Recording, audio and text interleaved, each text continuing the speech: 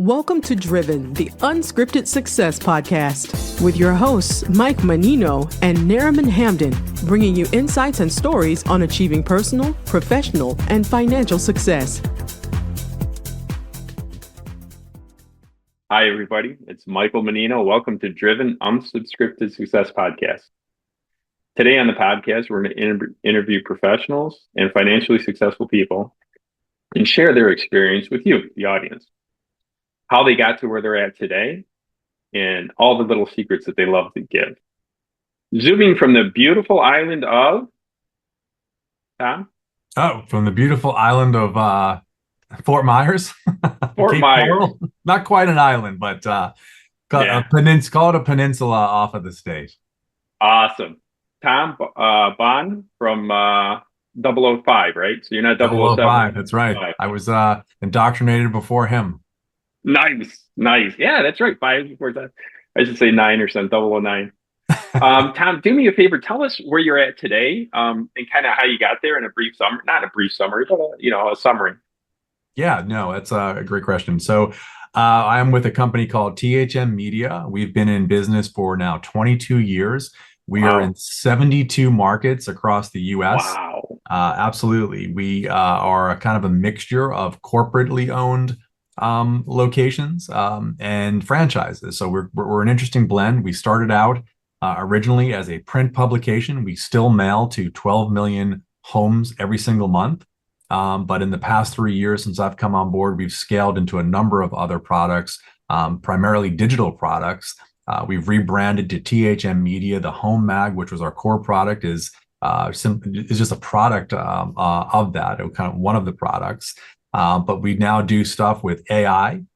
We do stuff with email, anything related to home improvement. And now we've even gone into pets because we believe that a great home has a pet. So we launched the Pet Mag and the digital versions of the Pet Mag because I don't know, Michael, if you love dogs, but I love dogs. I love dogs. Yeah, you hit the nail on the head. That's the relationship between a happy house and financial success. Animals, I feel, are the gifts from God.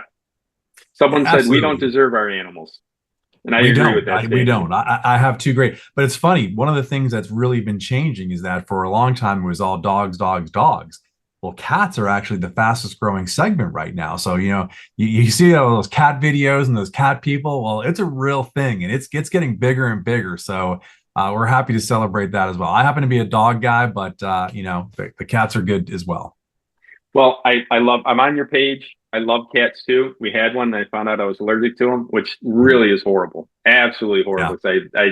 The cats are great. And, but dogs don't bother me at all. And I've had up to 10 dogs. I think about it in my entire life. And I absolutely love them. And anybody that promotes anything to help out dogs, I'm in, or cats too. I'm in on both of them. And what's great about launching into this new market, we call it an adjacent market, right? Because we're in people's homes, right? We're in higher income, higher value homes. People are committed to their animals. They're committed to their pets. And when we did this research, we actually hired MRI Simmons, which is a large media company that does all types of testing. And they found out that about 70% of the homes we send to are very engaged with their pets. So now we have Chewy as a partner. We have it in a digital format. Great. We're rolling it out to all these markets. Yeah, it's been a fascinating ride up. And I have a background in pet health and in large conferences and media and stuff like that. So it was just a really good seamless entry. And it's kind of cool to see, you can talk about home improvement and people are like, oh yeah, they're interested, right? Everyone's interested in their home. When you talk about everybody, yes. That's a game changer, right? Now it's pictures. Let me show you my dog. Let me show you. And then it becomes a competition of whose dog's cuter. Well, I got a French bulldog. Good luck with that. So they're cute as can be, man. They really are. And I've been a builder for 38 years. I'm not building as much anymore. I do a lot of flipping, but what I really loved was I was very blessed to work with the most amazing people on the planet. All of my clients were amazing, and working for yourself, you get to choose your clients. And I love that the best is when we altered their house, or we built the house in areas around their animals. So we had dog washing stations, in the foyer of the back door, Absolutely. right? Yes. So the dog would go outside, come into the foyer, dog doors that would automatically open with a collar, and just really, amazing, amazing. Yeah. And then So the I whole concept that people talk about aging in place, and there's a whole industry correct. about aging your house so that you can stay there virtually till the end, hopefully. Well, now it's exactly like you said, it's about dog washers in the garage so that you don't have to take them to the groomer. You can actually walk them up the steps. There's bowls that pop out under your island, so that they're Yep, food yep. and water and fresh filtered waters right there. I mean, it's taken on a life of its own, and like everything in America, it's bigger than anything else that's happening in the world. So we've taken it to a whole entire new level. So what's happening now with the pet mag, in addition to the home mag, has just been phenomenal. It's been pretty cool to watch it all come together. And I think the reason that happened is because we were all sitting around one day and talking about, okay, where do we go with the business next? And it became very much, what's the most important aspects of the home? And the answers were not the windows, the doors. It was my son, my daughter, my wife, my dog, my cat. And that's when it really started, I think, to change how we looked at our business. Our motto is love where you live. And Right. it's all about, all those comforts and those things that make you happy. And I'm very proud of that. Good. There was a great direction to go in. It really was, and I don't see a lot of people going out there. You guys really are hitting a market that's no. home for animals. There's no one right now in direct to consumer on pets. I mean, there used to be back in the day, and I interacted with them a lot. If you remember, Cat Fancy, Dog Fancy, there were those publications, but any of that subscription based stuff has really gone away, and we're very much a direct mail digital media company, so we don't carry the burden of all that, but. We've grown just in 3 years, almost 100% in top line revenue, which is that's 33% a year. Absolutely. Congratulations. Yeah. Now that's success. That's what I love. Yeah. Oh, bravo. Yeah. Just bravo. Yeah, no, it's been good. It's been a good ride. Good. In what you do, there is competition, maybe not a lot, but in competition. There is. What sets you apart? What's your secret sauce? What is, I've seen you before. What is your key to success to getting to work? 33% a year is insane. I've interviewed a lot of people. Nobody's told me 33% a year. That is phenomenal. No, it's good. So I think it's a couple things. I mean, our founders, the Campbells, Sean and Debbie Campbell, came here 22 years ago with a dream. They were going to open a business, and they literally sailed from South Africa and wound up in Cape Coral because they were, they had sold a business there and were going to just take people on cruises and stuff and trips until they decided what type of business. And he wrote a manifest to himself that this is how it was going to work. And he came across this concept from someone and he asked, where should I go? And it was this time when Cape Coral in this area was starting to blow up and land was cheaper. And they wound up about here. What time? Let's give some perspective to it. When did they? Almost 22 years ago. So the 90s. That's essentially. Yeah. Wow.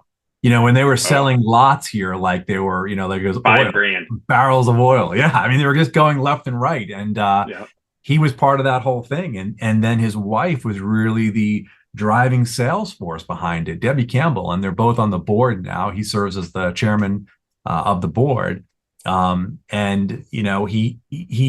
He really instilled a couple of important things into the company. And I think the most important one was this whole concept of clear the path. And it sounds very simple, but it really means do whatever it takes to make the process for employees, for customers, working together, working for each other, incredibly simple. Take any obstacles out of the way. No bureaucracy, no things that don't need to be there. And we take that very, very seriously. It's a running joke. Like, are we clearing the path in that? Are we making this harder than it needs to be? I think second to that, and what I've brought is we are all about culture. Like we just got the Inc. 5000 fastest growing companies in the Southeast region, which was great. But we also got one of the best places to work, which is based on surveys from your employees. You got to get at least 50 or 60% of your employees to complete the survey. And it's because we really, really believe you have to be in an environment for 8, 10, 12 hours, or regardless of what it is, it has to be a place that makes you want to go there every day. And, we've been very, very, very lucky that we've attracted incredible talent. We've grown that. The owners, the Campbells have given us the ability to run with that and let us make bold decisions. Well, the culture is everything. So Everything. When I was having companies, and I was running people, the one thing I noticed is if you put them in the right spot, they flourish. If you put them in the wrong spot, they wither. Yeah. Like we had a construction company and we did starter mansions, 4,000 to 12,000 square foot houses. And I would put people in there and I said, what do you like doing? I like doing crown molding. All right, you're gonna do the crown. What do you like doing? Yeah. I like doing staircases. I like cabinets. And I would have, and then if there's something that nobody liked doing, everybody did it. So it wouldn't be a burden on everybody. Yeah. And it was just so cool. And I'm sure you see this every day, is when people come in and do what they love doing, they just excel at it. They just get better. They do more than you expect. I'm sure you have goals and targets for your guys, but then they end up just exceeding that because they just love doing. Hey, what about this? And what about that? Because they're in what they love doing. The culture, I think, is everything. I think it also brings to bear another thing. My career has been very much about scaling growth very, very quickly beyond what people think is 33%. reasonable. And you know why? The reason it's successful is not because of the strategy. The strategy is the same strategy that other people are trying. Right. We can execute it better and faster and get to that point because people are all in. They're believers. I mean, we call ourselves homemakers. We're all in. It's like a cult in the most positive sense of the word, right? If there is a positive sense there is, right? But yeah, it is. And I think that's the difference because everyone's all in, they really feel that energy and that motivation to drive. And that's how we're able to do it. And that's not easy, but we're able to build those systems and kind of get people there by understanding what motivates them. And that's different from person A to person B. Everyone is there's not a one size fits all approach to management. I think there is to strategy, right? And the components of strategy, but not everybody to wants leadership. the same thing. Everybody wants the same goal. Yeah. Right. But I think what you're talking about, someone described it best to me as synergy. Absolutely. Synchronicity, energy. And that's when that happens, you can't, you couldn't stop the growth if you tried. Nobody wants to. Yes.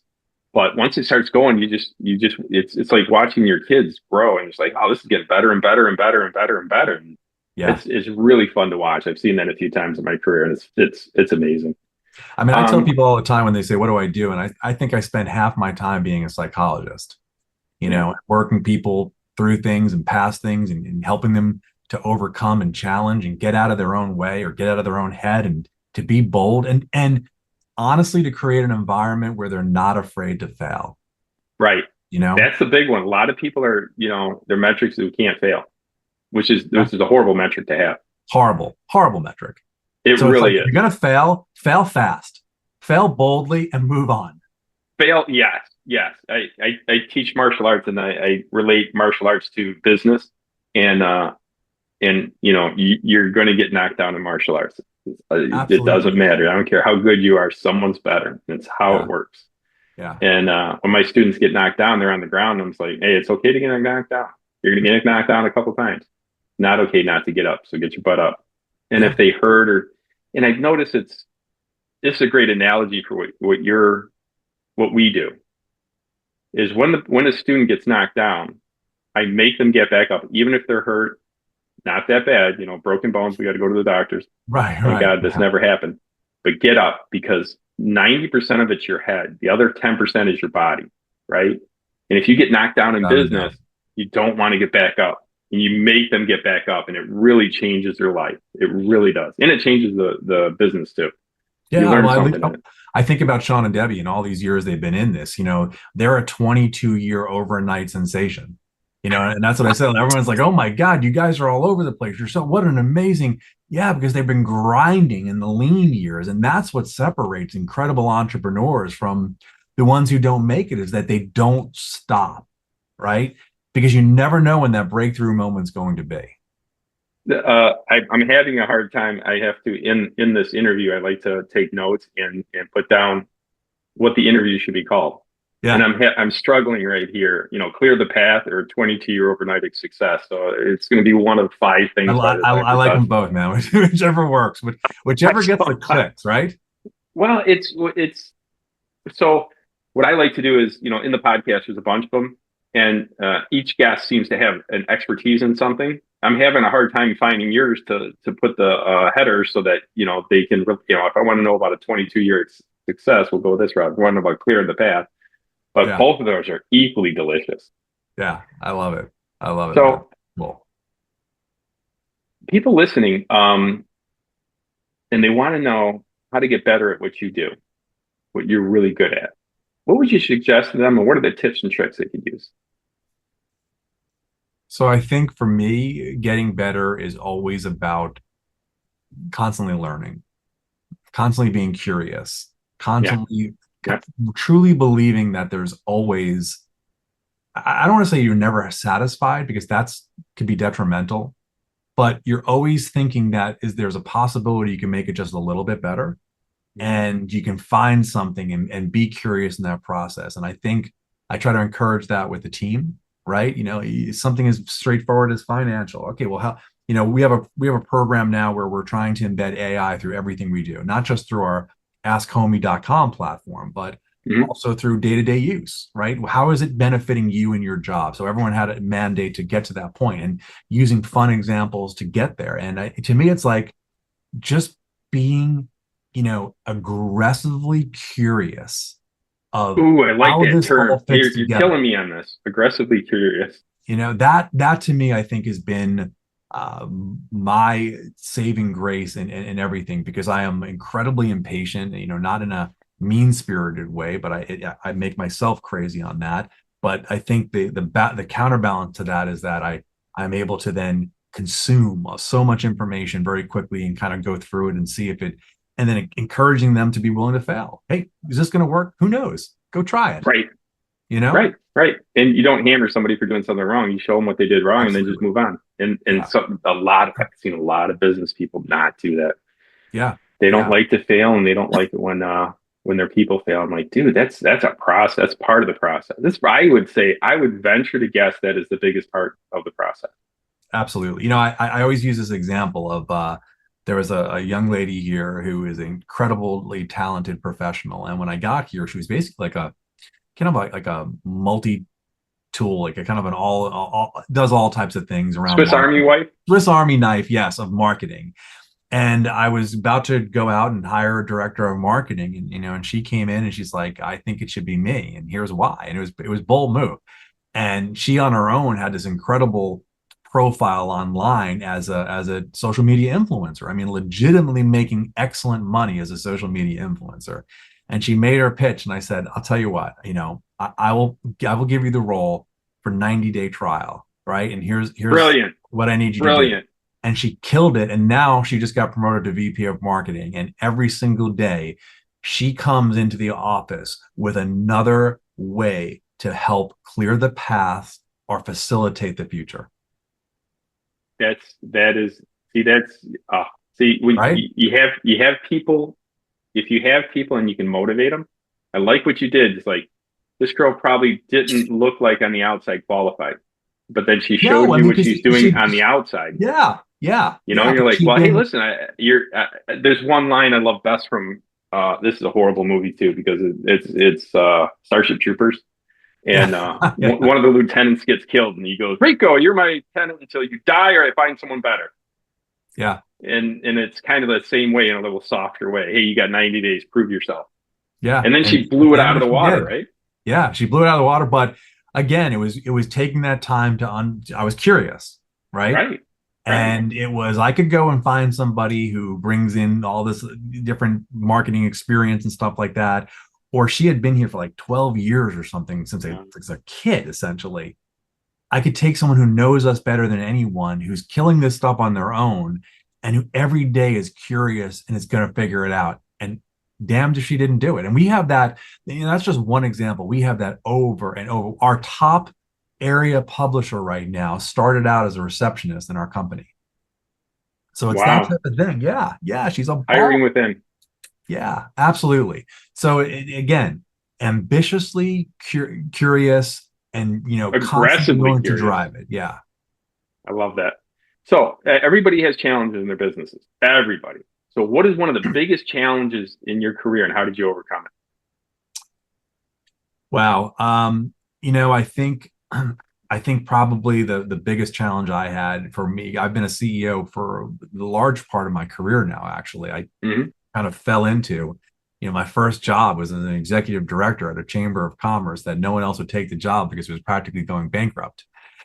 I turned it around and it became a success, and that kind of just led my career into other pathways. I think for me that the biggest challenge I've always had is that constant impatience. Just like this person I was just talking about. When I was 25, I thought I should have been doing the work of the same person who was 50 something. And I Hmm. didn't realize that it really takes time to mature, to understand, to develop skills.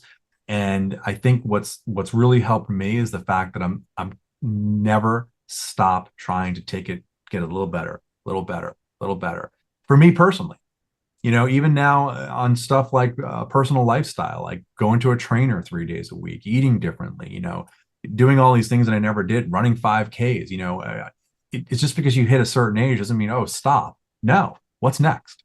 So I think that's been really, really helpful. But that impatience, particularly when you're young, and I say this to my son all the time, you've got to channel it in a way that's healthy, right? And not in a way that takes you from one thing to the next and one thing to the next. You've got to, at a Hmm. certain point, push through the discomfort and just let it see what happens.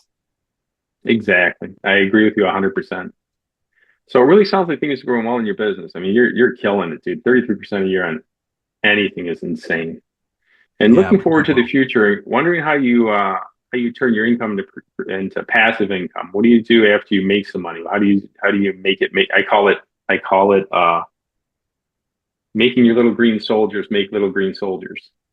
It's great you said that because I'm actually, a couple of us are going through that process now as we look to exits and other types of things that are Right, in the right. future or investments and everything. And, you know, being just in the stock market isn't what it used to be. You can't,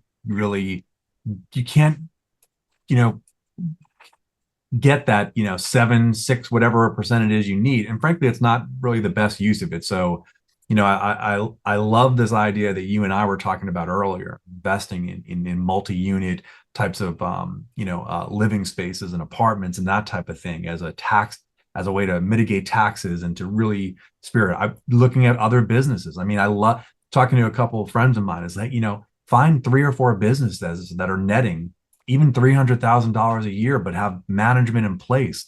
Buy them, invest in them, and then help nurture them in ways that you can, whether it's social media or digital marketing and the things that you've learned and are different.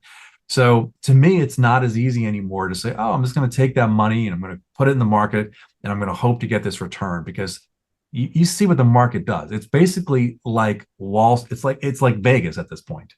You know, half Legal the gambling, values don't even make sense, right? legal So gambling, yeah, and the it's returns aren't gambling. there. Yes. With legal gambling, if you put 100,000 or you put 1,000 down, you're going to get 1,000 back if you win. Yes. Yes. And with the stock market, it's not that. It's So not. yeah, I It's agree with not. you wholeheartedly. I've been out of the stock market for years because once I got into this multifamily, it's light years away, and it can create financial freedom. And Yeah. I'd love to talk to you afterwards because I want to show anybody in the world what I've been doing, and if you can beat those returns and that kind of tax savings, I'll invest in that. But I haven't seen it yet. Amen. No, it's a conversation I'm looking forward to. And like you said, it's not just about, what percentage, what is the ROI? The ROI is one thing, but the tax mitigation. I mean, I know people who are, have very successful restaurants and they're doing 20, 22% on a fairly large volume. So it's successful, but they get destroyed in taxes and everything else. So basically they're killing themselves for a living, Well, and how, yeah, I agree with what you're saying, and I don't mind paying the tax man, but people don't truly understand how much they pay the tax. Mhm. Nobody fully understands. Everybody's like, "What are you paying taxes?" It's a simple question. know, and you're talking about the uber wealthy, they pay 50%. No, they don't pay nowhere near 50%. How much is your house taxes? How much is your gas tax? How much is your road tax? How much is Sales your, tax, gas tax, sales user tax? fees. I mean, constantly user fees now and everything. Right. You're paying well over 50% in taxes, no matter who you are. So, and people fully understand that. And the advantage of paying less in taxes gives you more money at the end of the year. And I absolutely love it. Yeah, no, agree.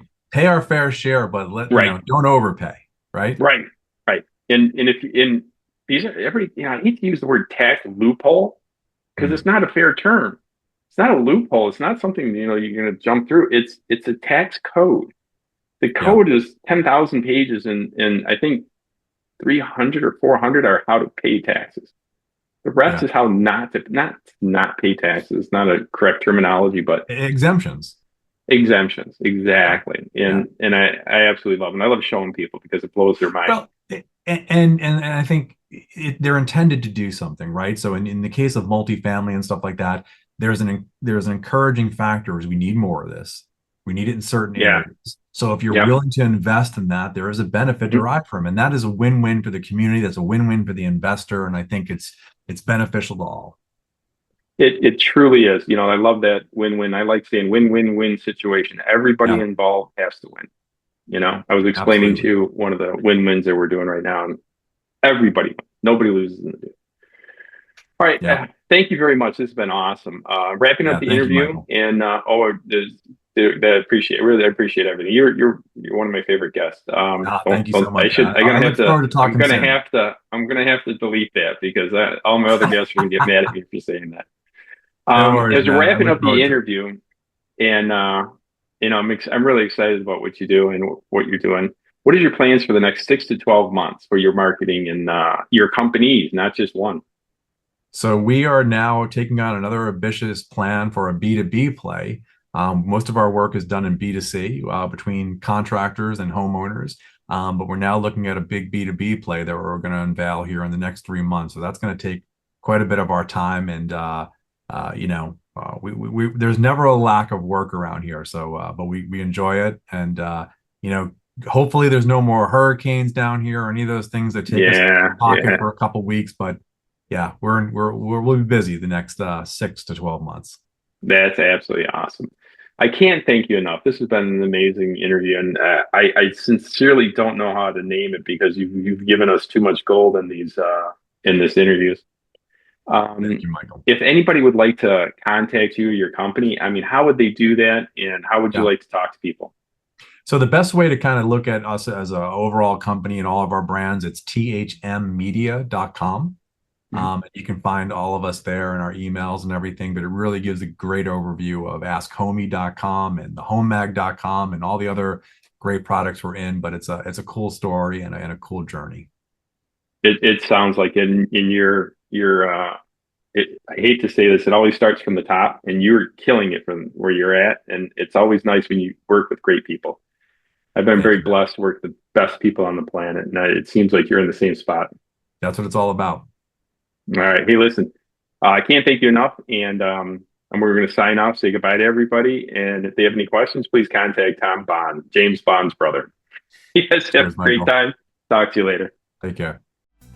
Thanks for listening to Driven, the Unscripted Success Podcast. Want to share your story? Apply to be a guest at drivensuccesspodcast.com/guest.